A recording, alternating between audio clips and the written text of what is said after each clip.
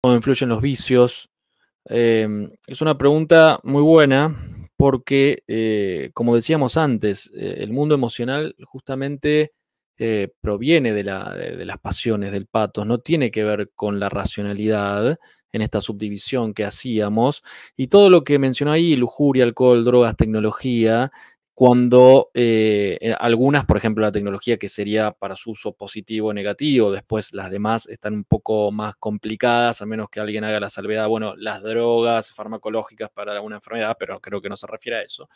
Lo que van a hacer es, van a tener toda una vuelta química en realidad a nivel cerebral, que lo que va a hacer es disparar el mundo emocional. Es decir, alguien que está en abstinencia está perdido en la razón, es decir, perdido porque la razón no ingresa, porque hay un componente neurofisiológico tan fuerte que lo que hace es que la emoción crezca a nivel subjetivo, ¿no? Porque tenemos la parte física de esa vuelta, por ejemplo, dopaminérgica, de la necesidad del consumo de determinada droga, y después la emocionalidad que va a dispararse por el hecho de esta causa y que va a ir a incurrir en un acto como por ejemplo de, bueno, necesito consumir, entonces robo para consumir, para comprar o robo directamente la droga, lo que fuera. No hay un acto ahí racional, sino que está impulsado directamente por esa, en este caso, abstinencia o en el mundo de la tecnología, lo que se denomina consumos problemáticos, cuando un adolescente o un niño o un adulto también, ¿no? Pasa horas y horas y horas y horas detrás de la pantalla sin tener la posibilidad de lo que mencionaba el concepto al inicio, ¿no? Del gobierno. No puedo gobernar el escroleo en el celular por 3 horas seguidas. No puedo gobernar estar jugando ese juego que tanto me atrae. Bueno, ahí hay, además de todo un entramado que habría que revisar en la persona mucho más complejo a nivel metapsicológico, lo que ahí sucede justamente es que la razón no está pudiendo operar porque no puedo darle el corte que necesito o aparentemente quiero de dejar, en este caso la computadora, el celular o lo que fuese, para dedicarme a mis tareas. Y cuando eso sucede, se denomina consumo problemático porque hay una disfuncionalidad. No estoy pudiendo con aquello que quiero, aparentemente, y necesito, que es ponerle ese corte. Entonces, de esta manera influye en esta retroalimentación, por un lado, lo más fisiológico, físico, podemos decir, y por otro lado, lo subjetivo en cuanto a el impulso emocional. La otra pregunta en relación es también clave, ¿no? Porque en la pandemia se han disparado, hay una correlación directa entre el confinamiento y el aumento de, sobre todo, los trastornos de ansiedad, siendo la ansiedad una emoción, que ya después las mencionaré cuáles son las básicas, siendo la ansiedad una emoción, ¿qué es un trastorno? Justamente la exponencialidad de esa emoción, como hablamos antes en esta escala del 0 al 10, para que uno tenga cierta visión de cómo están sus emociones, leve, moderado o grave, en los últimos puntos de la escala, se ha disparado tanto porque se vio básicamente, y esto también hemos hecho vivos sobre esto, creo, ¿no?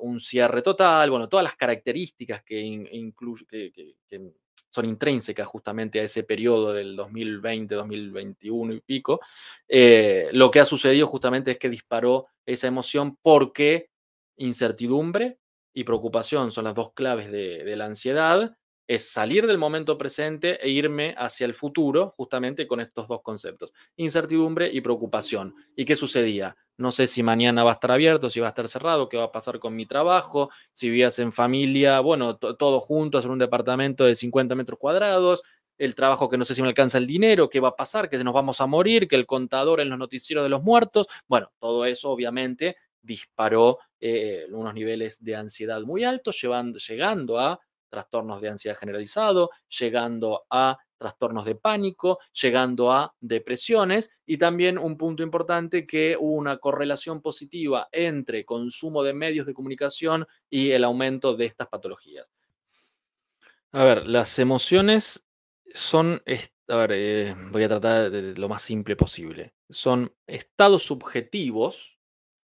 Estado es lo opuesto a un rasgo, es decir, un estado es algo transitorio, un rasgo es más de carácter permanente, podríamos decir, un rasgo de una persona, un estado subjetivo propio que tiene una carga afectiva, una intensa carga afectiva. Entonces, una emoción es un estado subjetivo, no es un rasgo, no estamos toda nuestra vida sentados o montados en una emoción, a menos que sea un cuadro psicopatológico. Es un estado subjetivo que tiene una intensa carga afectiva. Es un impulso para la acción. En inglés es emotion, es decir, nos conduce al acto. Y acá voy a decir algo que generalmente está mal entendido o se pasa de mala forma. Hay emociones buenas, hay emociones malas. Mentira. No hay emociones buenas ni hay emociones malas. ¿Por qué? Las emociones tienden a la acción, nos llevan a la acción. Por lo tanto, la emoción no es ni buena ni mala en sí mismo, es decir, el acto es malo o bueno en sí mismo, que nos puede conducir la emoción, pero en su génesis la emoción no es mala ni buena. Ejemplo, vamos con el miedo. ¿Qué es el miedo? El miedo es una emoción que aparece cuando estoy o percibo un peligro inminente hacia mi persona. Si yo estoy aquí en este momento en mi estudio y de pronto empiezo a sentir mucho miedo y nada está pasando, no hay nadie aquí, es de tipo irracional, podríamos decir, es disfuncional. ¿Por qué? Porque no hay ningún peligro inminente y ahí me tengo que meter en otro tema que son los estímulos. No hay ningún peligro inminente. En cambio, si yo paso a las 3 de la mañana por un barrio considerado peligroso caminando y no siento miedo, tengo algún problema. En ese caso, el miedo es funcional.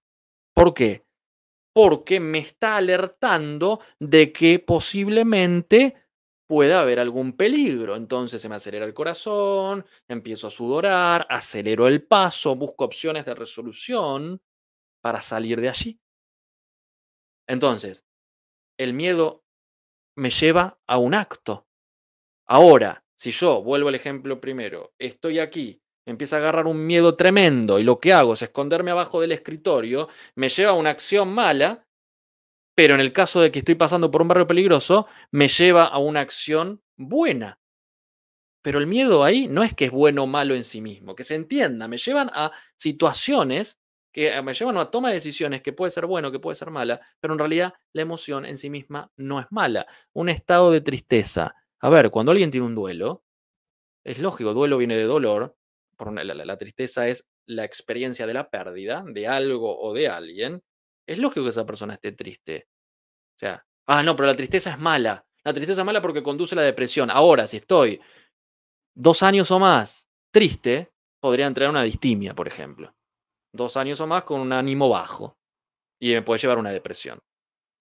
Entonces, que quede claro este mito popular de que las emociones son buenas o son malas. No, no, no, no. Las emociones son. Dios nos ha dotado de las emociones y no nos dota de algo malo, básicamente. Después el tema es cómo lo usamos. Si vos tenés un martillo, podés clavar un clavo, le podés romper la cabeza a un otro. O sea, no es la herramienta, sino es lo que hago con esa herramienta. Que quede claro. Entonces, es un impulso para la acción, son sorpresivas, son de corta duración, de corto tiempo y tienen un componente fisiológico. ¿Por qué? Porque las emociones básicamente las siento en el cuerpo.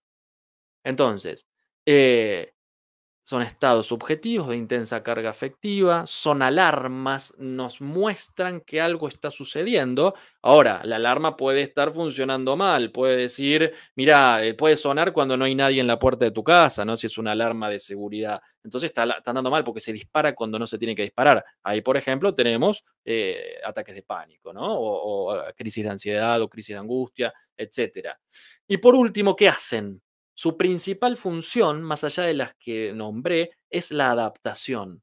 Cuando yo traigo el ejemplo de el miedo de una persona a las 3 de la mañana pasando por un aparente barrio peligroso y se le activa el miedo, es porque se está adaptando al ambiente, a lo que puede suceder, ¿no? Y tienen 3 contribuciones. ¿Cuáles? Coordinan sistema de respuesta, lo que mencioné antes. Bueno, ¿cómo respondo ante esto? ¿Qué toma de decisiones tengo que tener?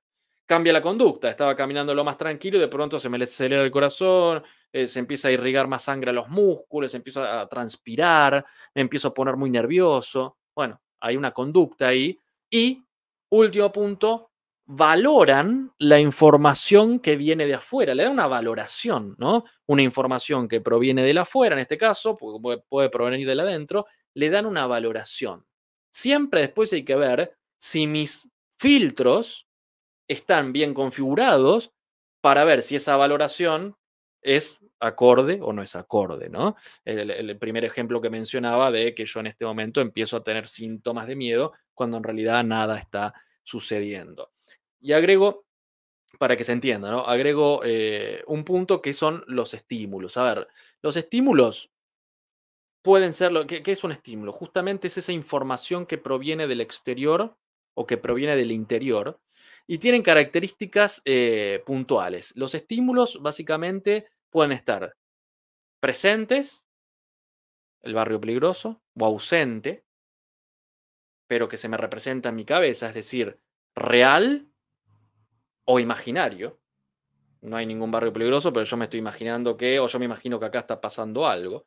Entonces, presente, ausente, real, imaginario, consciente, inconsciente, ya igual nos metemos en algo mucho más profundo y más difícil de entender. Pero que quede claro que se necesitan estímulos para disparar también el mundo emocional. El mundo emocional no se dispara por sí mismo.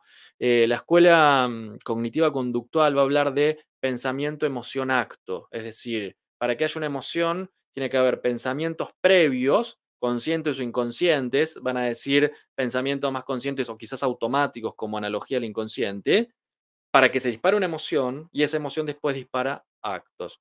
No quiero complicarlos, ¿no? Pero, y el estímulo también puede ser, que me estoy acordando, externo o interno, ¿no? Puede ser algo de afuera, puede ser algo de adentro, puede ser real, puede ser imaginario, puede estar presente, puede estar ausente, o puede ser consciente, o puede ser inconsciente. Todas esas características son de los estímulos, básicamente, que es lo que dispara el mundo emocional. Hola, te doy la bienvenida a esta cuenta de Patreon. ¿Por qué decidí hacer o crear una cuenta aquí? El trabajo de Batalla Cultural desde mi ámbito, la psicología, como todos los ámbitos, ¿no? Implica tiempo, implica inversión, implica conocimiento y sobre todo mucha disposición, ¿no? Particularmente mi trabajo principal no es este de la difusión de la batalla cultural de la psicología, sino tiene que ver con la atención de pacientes, el dictado de clases en las universidades, entre otras cosas. Por lo tanto, decido abrir esta cuenta para que quien quiera y considere mi contenido de valor pueda hacer una pequeña donación. Vas a encontrar 3 niveles, ¿no? Con distintos valores, que son contribuciones muy pequeñas para poder ayudarme, que el contenido sea más profesional, poder dedicarle mayor tiempo, mayor posibilidades de formación también, sobre todo para que esto llegue a más personas y podamos ser más cantidad a la hora de argumentar en esta hegemonía lamentable de izquierdas y de progresismo. Por lo tanto, te doy la bienvenida nuevamente y te agradezco por estar aquí.